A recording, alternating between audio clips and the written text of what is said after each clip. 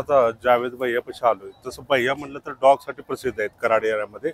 नमस्कार भैया. नमस्कार. नमस्कार. आपलं जे फॉर्म होता आपला ह्याचा डॉगचा, तर आपण आता ह्याचा केला या टकरासाठी एक ठगर एडका काय म्हणतात मेंढा मेंढा ना. हो ठीक आहे.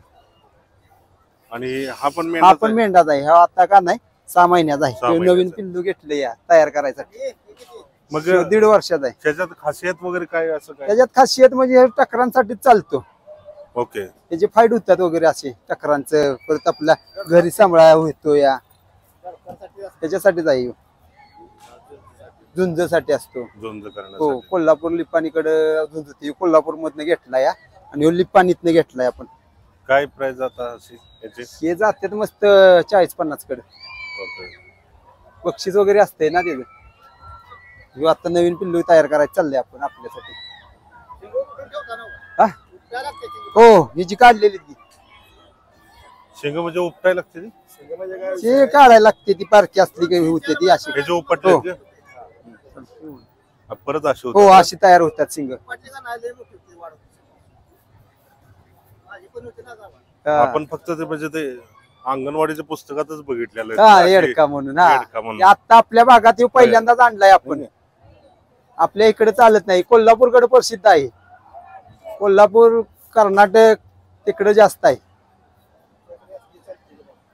ही आपल्याकडे आहेत बघा. ओके. आपण कराडच्या कृषी प्रदर्शनामध्ये आहे. आज खास प्रामुख्याने पशुपक्षी आणि शेळी यांचे प्रदर्शन होते आणि याच्यामध्ये रेटरेटच्या ह्या डोईफोडी मॅडम आहेत. नमस्कार मॅडम. नमस्कार. यांचा बिटल जातीचा बोकड आहे. ठीक आहे. ठीक आहे. त्याला या कृषी प्रदर्शनामध्ये प्रथम क्रमांक भेटलेला आहे. त्याच्याबद्दल आपण अधिक माहिती जाणून घेऊया. सांगा मॅडम. हे सांभाळणं म्हणजे शेतकऱ्यांसाठी चांगलंच आहे. याची जर पैदास चांगली असते. पिल्लं होताना आपण 3-3.5 किलोची पिल्लं असतात. त्यामुळं शेतकऱ्यांसाठी फायद्याचं आहे ते. आणि वजनाला जरा लवकर वाढ त्यांची वाढ म्हणजे जरा जास्त होते. आता हा विक्रीसाठी जर म्हणलं तर काय किंमत होईल याची? त्याची किंमत होईल 60-65 हजार. 60-65 हजार म्हणजे हा पूर्ण तयार आहे आता? हा पूर्ण तयार आहे विक्रीसाठी. ठीक आहे. आता तो 1.5 वर्षाचा आहे. साधारणतः 1 ते 1.5 वर्षामध्ये विक्री करू शकतो. एका वर्षात विक्रीसाठी जाऊ शकतो. आम्ही दिलेलं नाही. किमती जास्त असणारे असतात म्हणजे लाखापर्यंत किंमत जाऊ शकते. ओके. ते घेणाऱ्याच्या ह्याच्यावर राहतं. हा पण जाऊ शकतो जर का समोरची व्यक्ती व्यवस्थित हे केलं तर जाऊ शकतो तो. ओके.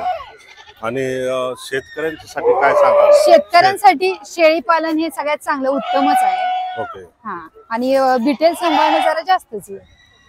म्हणजे आपण नेहमीचे जे शेळी वगैरे सांभाळतो त्याच्यापेक्षा बिटेलला जरा वाढ जरा जास्त असते. लवकर होते. वाढ लवकर होते.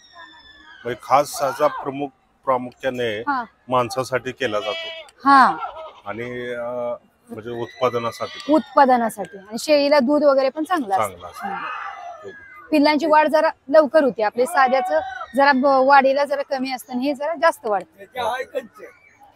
ठीक आहे. ह्याच्यातली नाही इथं नाही. आपण आता कराडच्या कृषी प्रदर्शनामध्ये आहे आणि प्रदर्शनामध्ये आज तकरीबन लास्ट दिवस बाबा. लास्ट दिवस आणि लास्ट दिवसामध्ये तुम्ही बघितलं आज शेळ्या मेंढ्या पशुपक्षी यांचं प्रदर्शन होतं. तसंच या साईडला वेगवेगळी दुकानं आहेत. खतांचे तुम्हाला तो खायचे पदार्थ आहे. तुम्हाला खेळण्याचे आहेत. अच्छा. व्हरायटी भरपूर आहेत. अवजार आहे ते तुम्हाला बी बियाणं आहे.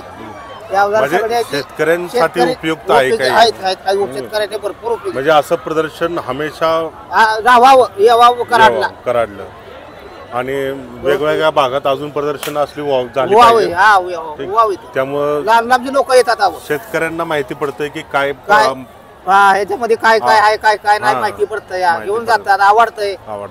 आणि खास करून मग शेतकऱ्यांच्यासाठी काय सांगू शकाल तुम्ही नक्की? म्हणजे प्रदर्शनाला जे लोक अजून आली नाहीत त्यांच्यासाठी काय संदेश तुम्हाला द्यायचा? त्यांच्यासाठी म्हणजे काय झालंय आता माणसाला काही ठिकाणी आता येणं जाणं नाही. काही भरपूर आले ते पण तसे आले ते काही ठिकाणी खरेदी करून घेऊन गेले ती. आता मी माझा शेवटच्या दिवशी मी आलो या. मला पण एक पण आता माझ्या गाव कुठलं? माझं गाव कराड सैदापूर. सैदापूरचा आहे ना. हो. हा त्यामुळं मला पण घ्यायचं होतं, पण आता मी फार उशीर आलो, त्यामुळे मला काय भेटलं नाही ती वस्तू. असू द्या म्हणलं पुढल्या वर्षी 2 वर्षाला असतं का? वर्षाला हा, वर्षाला असतं. त्यामुळे मी वर्षात मग पुण्या घेऊ शकतो. मला आता मुलांनी माझ्या येऊ दिलं नाही, मला जरा कामा कारण मी बाहेर गेलो होतो. पण चालेल. छान आहे, धन्यवाद. छान आहे. धन्यवाद.